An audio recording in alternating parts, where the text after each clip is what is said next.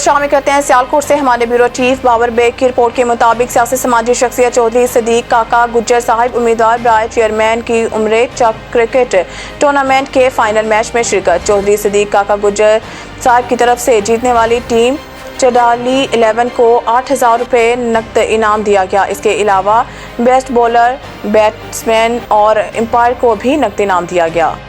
بہاڑی سے ہمارے نمائندہ ملک عبدالغفار کی رپورٹ کے مطابق ورلڈ اینٹی اسموکنگ ڈے مہم کے سلسلہ میں الہلال ہاکی کلب بہاڑی میں چیئرپرسن ویمن ونگ انجمن تاجران بہاڑی اور سماجی رہنما عظمیٰ سلیم نے نوجوانوں میں تمباکو نوشی کے مضر اثرات بارے آگاہی دی۔ تمباکو نوشی کے نقصانات بارے آگاہی مہم کا سلسلہ جاری۔ سماجی رہنما چیئرپرسن ویمن ونگ انجمن تاجران بہاڑی عظمیٰ سلیم نے اس سلسلہ میں الہلال ہاکی گراؤنڈ میں آگاہی لیکچر دیا۔ صدر انجمن تاجران طاہر شریف گوجر سمیت سول سوسائٹی کے شہریوں نے بھی شرکت کی۔ عظمیٰ سلیم نے کہا ہے کہ ہر سال اس لت میں مبتلا ہو کر کینسر سمیت دوسری بیماریوں کے باعث لاکھوں افراد لقمہ اجل بن جاتے ہیں۔ تمباکو نوشی، سگریٹ، پان، نسوار، شیشہ، آئل سمیت دوسرے نشے انسانی زندگی کو موت کی جانب لے جاتے ہیں۔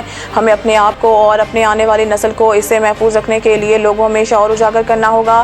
ہمارا نوجوان بطور فیشن اس لت کو اپناتا ہے تو اس میں مبتلا ہو جاتا ہے، اس لیے نوجوان خصوصاً بچوں کو اس سے بچانا ہوگا۔ اس کے لیے حکومتی سطح کے ساتھ ساتھ ہماری اجتماعی اور انفرادی ذمہ داری بنتی ہے کہ تمباکو نوشی سے بچا جائے۔ صدر انجمن تاجران طاہر شریف گوجر نے کہا ہے کہ ہم حکومت سے مطالبہ کرتے ہیں کہ وہ تمباکو نوشی کے مضر اثرات سے بچاؤ کے لیے اس کی فروخت پر پابندی عائد کریں۔